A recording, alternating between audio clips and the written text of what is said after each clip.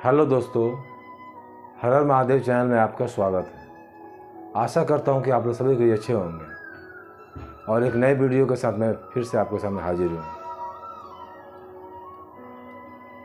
आप यदि हमारे चैनल पर नए हैं, हमारे चैनल को सपोर्ट कीजिए, लाइक सब्सक्राइब कीजिए। दोस्तों, जब मैं सुनता हूं या देखता हूं कि आजकल के बच्चे अपने बूढ़े माँ बाप को जानवरों की तरह पीटते हैं, बुढ़ापे में घर से बाहर निकाल देते हैं,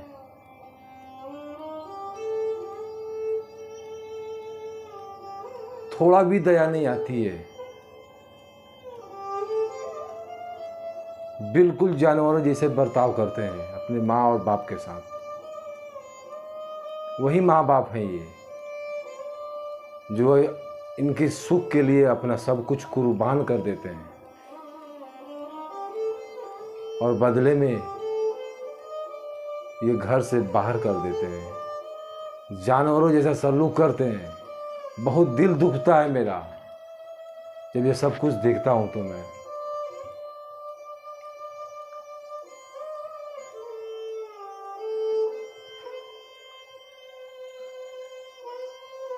दिल में दर्द होता है जब देखता हूं रास्ते पे बूढ़ा बुजुर्ग बैठा रहता है और ये बोलते हैं कि हमारे बच्चे ने हमें घर से बाहर निकाल दिया।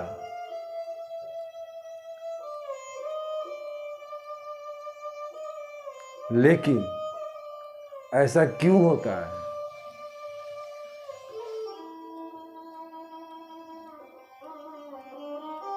दो चीज का आस लगा बैठते हैं वो माँ बाप अपने बच्चों से, जो कभी नहीं लगाना चाहिए।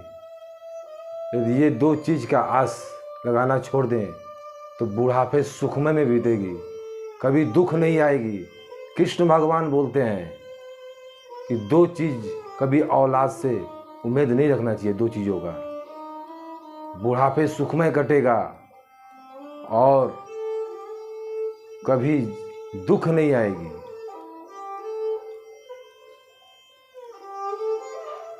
आइए सुनाता हूं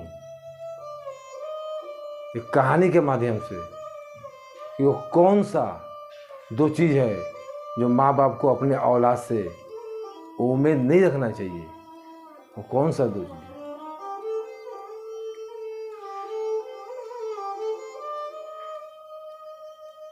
एक बार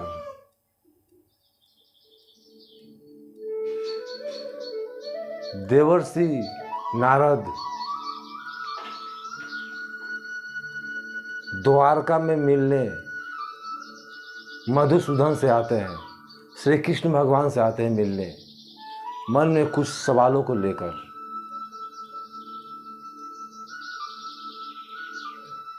कृष्ण भगवान द्वारका में नारद जी को देखकर असंभव होते हैं कि नारद कैसे आना हुआ। तब नारद जी बोलते हैं, हे मधुसूदन, हे प्रभु, मेरे मन में कुछ सवाल चल रहे हैं, उन्हीं का जवाब, उन्हीं का उत्तर लेने के लिए आपके सामने आया हूं द्वारका में।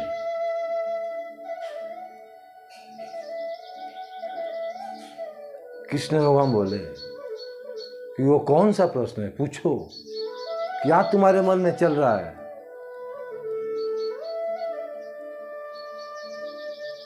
तब देवर्षि नारद बोलते हैं, प्रभु, मैं पृथ्वी लोक पर गया था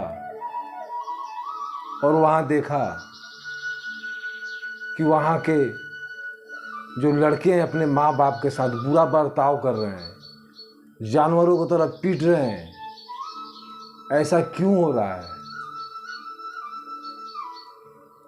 उन माँ बाप की गलती क्या है।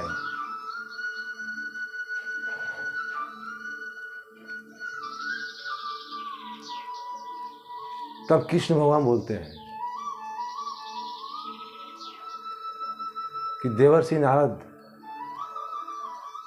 इस सवाल का जवाब मैं तुम्हें एक कहानी के माध्यम से देता हूँ। ये कहानी सुनने के बाद तुम्हें खुद समझ में आ जाएगा कि ऐसा क्यों होता है। और दो चीज़ है जो माँ बाप अपने औलाद से उम्मीद कर बैठते हैं। इस कहानी में उन दोनों चीज़ का वर्णन है। ये कहानी सुनने के बाद आपको ज्ञान मिल जाएगा कि वो दो चीज़ कौन सा है। एक जंगल में एक मोर और मोरनी रहती थी।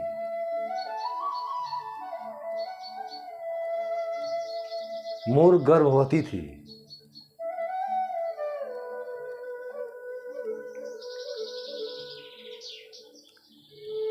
एक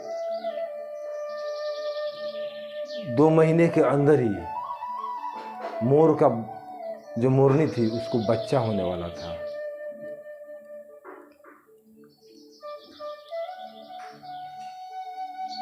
और 1-2 महीने बीतने के बाद एक सुंदर सा मोर जन्म लिया मोरनी के गर्भ से। मोर और मोरनी बड़ा खुश हुए और मोरनी बोली कि सुनिए, आज हम लोग का जीवन धन्य हो गया।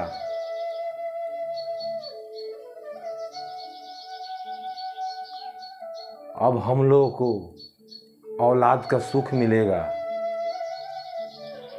और हमें काम करने की जरूरत नहीं पड़ेगी। हमारे लिए खुद ये दाना पानी लेकर आएगा और हमें बैठ कर खाएंगे। तभी मोर ने बोला कि नहीं नहीं, हम अपने बच्चे से ये उम्मीद नहीं लगा सकते हैं।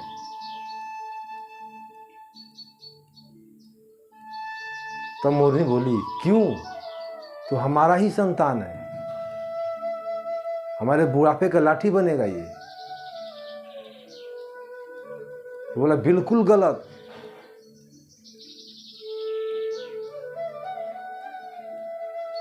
मैं तुम्हें एक कहानी सुनाता हूं। ये कहानी सुनने के बाद तुम खुद बोलोगे कि हमें अपने बच्चे से उम्मीद नहीं रखना चाहिए।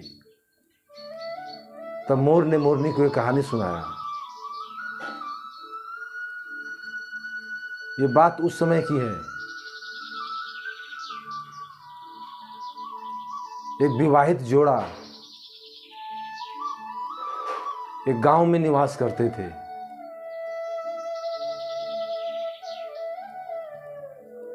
उनके पास कोई संतान नहीं था। संतान की चाह में वो हर मंदिर के चौखट पे सिर पटके थे, मन्नतें की थी।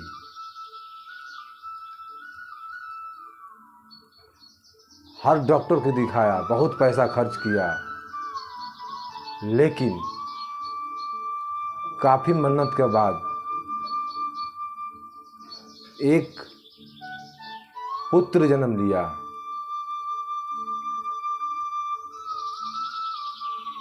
दोनों बहुत खुश हुए और नर्स ने बधाई दी कि बधाई हो, आपको सुंदर सा पुत्र हुआ है। माँ बहुत खुश हुई, पिताजी बहुत खुश हुए। लेकिन तभी अचानक नर्स ने एक बात बोली कि एक कमी है आपके पुत्र में। सब कुछ ठीक है, एक कमी है। जैसे माँ ने सुना कि एक कमी है, उसका मन निराश हो गया, मन व्याकुल हो गया। नर्स बताओ, हमारे पुत्र में वो कौन सा कमी है, ऐसा क्यों बोल रही हो? तभी नर्स ने बोली कि आपका लड़के का एक आँख नहीं है, एक आँख ही है उसके पास।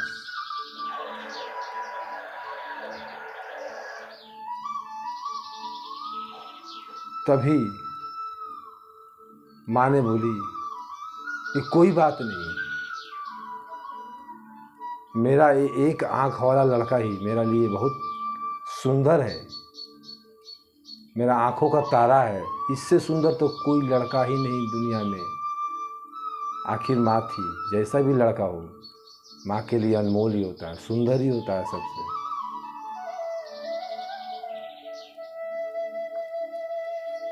फिर नर्स बोली, आप चाहो तो इसका दोनों आँख सही हो सकता है, एक आँख सही है, एक आँख आ सकता है। तुरंत बोली माँ ने, बताओ क्या उपाय है।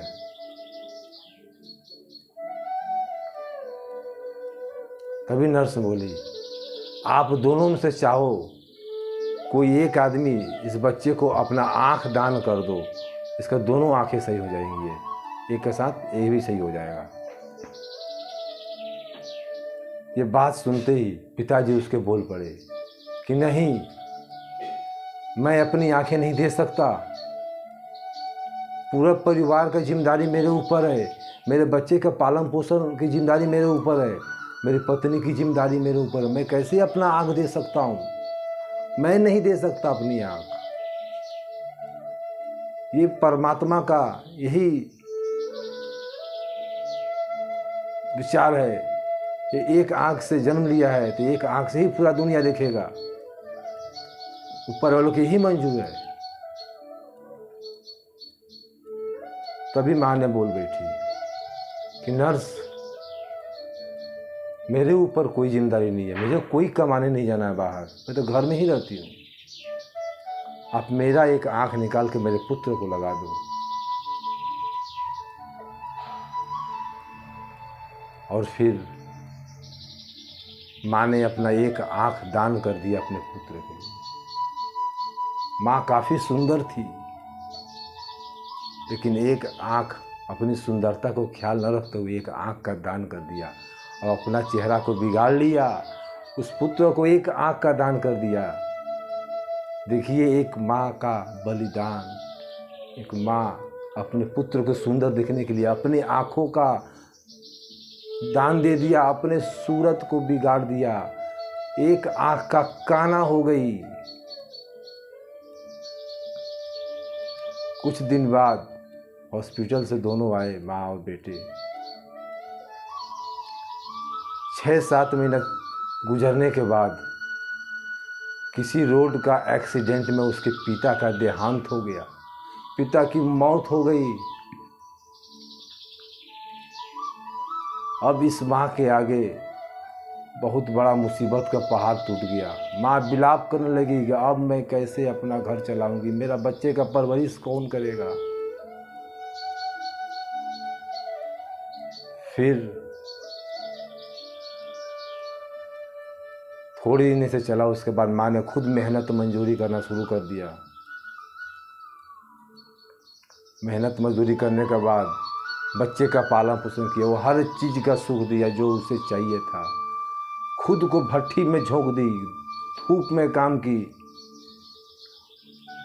अपने आप का काला कर दिया, चेहरे का धूप में गला दिया, पूरा सर्वस्व न्यौछावर कर दिया उस बच्चे पे। बच्ची को कोई आँच ना आए, कोई तकलीफ ना हो। बच्चा 5 साल का हो गया, बच्चा 10 साल का भी हो गया, तब किसी स्कूल में एडमिशन कराने के लिए गई। बढ़िया से स्कूल में एडमिशन कराने के लिए गई तो मास्टर देख के ही समझ गए, यहाँ तो धनी के बच्चे पढ़ते हैं, आप इतना फीस नहीं दे पाओगी। तो माँ ने बोला कि आप फीस की चिंता ना करें, मैं पूरा फीस दूंगी, मेरे बच्चे को सही संस्कार दीजिए, मेरे बच्चे को डॉक्टर बनाना, इसीलिए मैं आपके पास लेके आई हूँ। मास्टर को दिल में दया आ गया, बोला ठीक है। एडमिशन हो गया, एडमिशन हो गया। उसके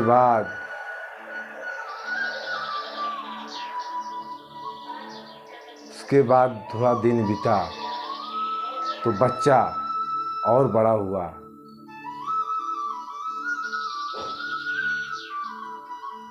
बच्चा बड़ा होते गया और पढ़ने के लिए शहर चला गया।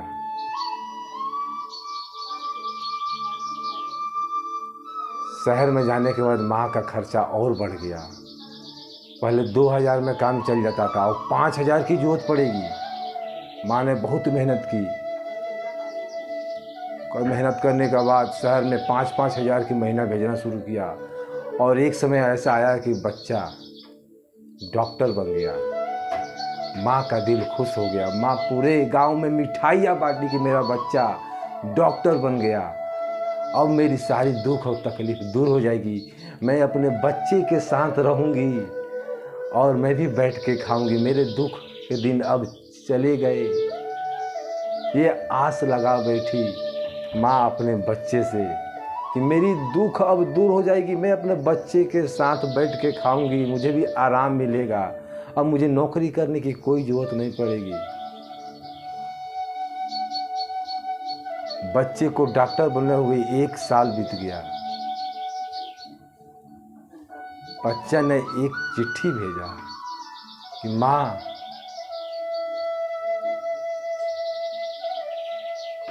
मैं डॉक्टर बन गया हूँ।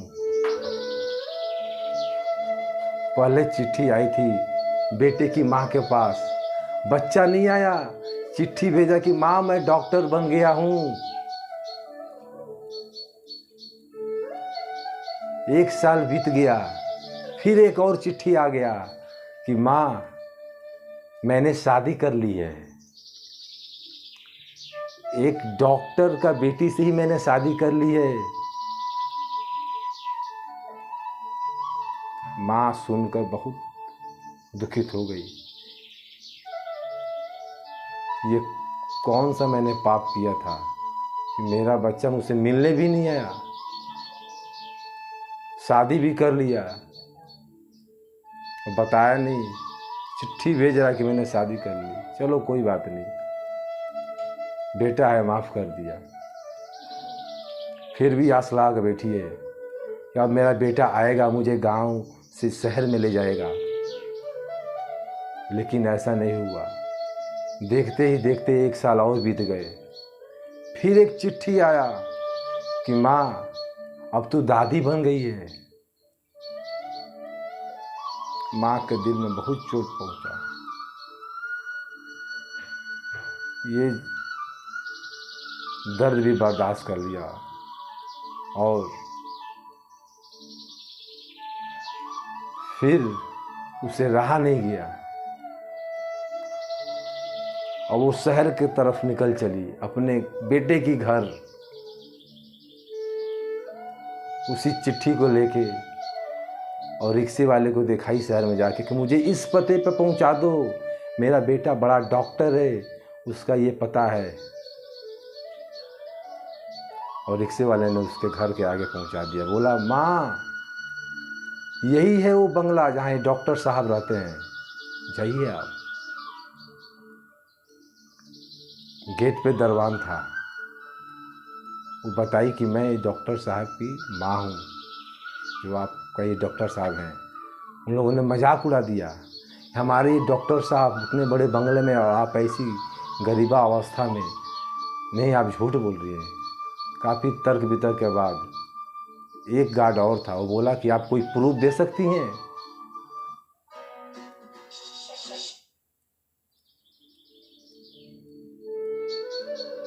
तभी उन्होंने एक चिट्ठी देखा है, देखो ये चिट्ठी हमारे बेटे ने लिखी है। उस चिट्ठी के देखते ही गार्ड समझ गया और बोला आप जाइए अंदर। और अंदर गई तो बच्चे की किलकारी सुनकर रहा ना गया। बच्चे को गोद में उठा ली और अचानक बच्चा रो पड़ा। और बच्चे के रोने की आवाज़ सुनते ही उसकी माँ दौड़ के चली आई और देखी कोई गरीब बुढ़िया, काली कलुठी, एक आँख का कानी मेरे बच्चे को ले रही है और चिल्लाने लगी, अरे सुनो जी, मेरे बच्चे को बचाओ, कोई काली कलूठी बुढ़िया मेरे बच्चे को लेकर भाग रही है। और तभी बेटा बाहर आया। बेटा को देखते ही माँ को रहा नहीं गया। माँ ने बोला, बेटा। फिर बहू को बोली कि बहू, तू जिसको काली कलूठी बोल रही है, यही मेरा बेटा है, मैं इसकी माँ हूँ। तभी पत्नी ने बोला कि ये क्या सुन रही हूँ मैं। लड़का चुप रहा और बोला कि नहीं, ये सब गलत है, ये मेरी माँ नहीं है, ये मेरी माँ नहीं है। और ये बात सुनते ही पैरों के तले से जमीन खिसक गया उस माँ का, और बोली, हाँ तुम सही कह रहे हो, तुम्हारे ही जैसा मेरा भी एक बेटा था, जिसको पढ़ाने के लिए अपना सर्वस्व न्यौछावर कर दिया, अपने इस सुंदर चेहरे को काला बना दिया। मुझे लगा था तुम ही हो शायद, लेकिन तुम नहीं हो सकते, मुझे आज पता चल गया, कोई और होगा। ये बोलकर बाहर चली गई और गार्ड के पास जाकर एक चिट्ठी लिखवाई। बोली, एक चिट्ठी लिख दो। और गार्ड को पता था कि ये डॉक्टर साहब की माँ है, तो मना भी नहीं किया। गार्ड ने सारी बातें लिखी जो उस गरीब बुढ़िया ने लिखवाई, गरीब माँ ने लिखवाई। और फिर बोली कि एक गिलास मुझे पानी पिला दो, बहुत प्यास लगी है। तभी गार्ड ने पानी लाने के लिए गया। इधर माँ ने साड़ी को उतारा अपना और गले में लपेटकर और फांसी लगा ली, और वहीं देहांत हो गया वो। और हाथ में वो चिट्ठी झूल रहा था। तभी गार्ड आया और इस हादसे को देखा, शोर मचाया, डॉक्टर साहब को बुलाया। डॉक्टर साहब, उसकी बहू दोनों आई और देखी। तब लड़के को ये एहसास हुआ कि मैंने बहुत बड़ा गलती कर दिया, मैंने इस पत्नी के लिए अपने माँ का बेइज्जती कर दिया, और माफ़ी मांगने लगा। लेकिन अब माफ़ी मांगने का लाभ क्या, माँ तो चली गई। तभी बहू की नज़र उस कागज़ पे गई जो हाथ में था। उस कागज़ को पढ़ी। उस कागज़ में लिखा हुआ था, अरे बेटे, जब तू जन्म लिया था ना, जब तू जन्म लिया था तो मैं बहुत खूबसूरत थी। तेरे जन्म के बाद ही मैं ये बदसूरत हुई हूँ, ये काली हुई हूँ, कलुट्ठी हुई हूँ, एक आँख का काना हो गई मैं तेरे जन्म के बाद। क्योंकि तू जब जन्म लिया था तो तेरा एक आँख था ही नहीं, तेरे पास एक ही हाथ था। तेरे को सुंदर बनाने के लिए मैंने अपने आँखों का बलिदान दे दिया, तेरे को आँख दे दिया। मेरी ये गलती थी क्या, मैंने अपना सर्वस्व न्यौछावर कर दिया। मेरे भी चेहरे गोरे थे, लेकिन धूप में काम कर कर कर मेरा पूरा चेहरा काला हो गया। तेरे को डॉक्टर बनाने के लिए मैंने अपने आप को भट्ठी में झोंक दी। लेकिन तू जब आज ये बोला कि मैं तेरी माँ नहीं हूँ, तब मुझसे रहा नहीं गया, और ये बर्दाश्त मैं नहीं कर पाई, और मैं इस दुनिया को त्याग रही हूँ। तब उस बेटे को एहसास हुआ कि हम लोगों ने बहुत बड़ा गलती कर दिया।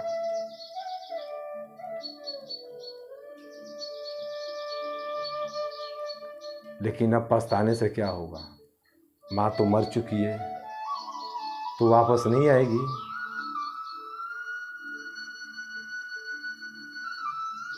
तब मोरनी को बोला कि अब तुम्हें समझ में आ गया होगा कि हमें औलाद से उम्मीद क्यों नहीं रखना चाहिए। तो दोस्तों, कहने का बात है ये, मतलब ये है कि हमें कभी भी अपने औलाद पे भरोसा नहीं रखना चाहिए कि वो कमाएंगे, हम बैठ के खाएंगे, उनके बनाए हुए घरों में हम शानों शौकत से रहेंगे। ये उम्मीद कभी मत रखना अपनी औलाद से। बुढ़ापे सुखमय बीतेगी, खुशी में बीतेगी, कभी धोखा नहीं खाओगे। औलाद के भरोसे मत जियो।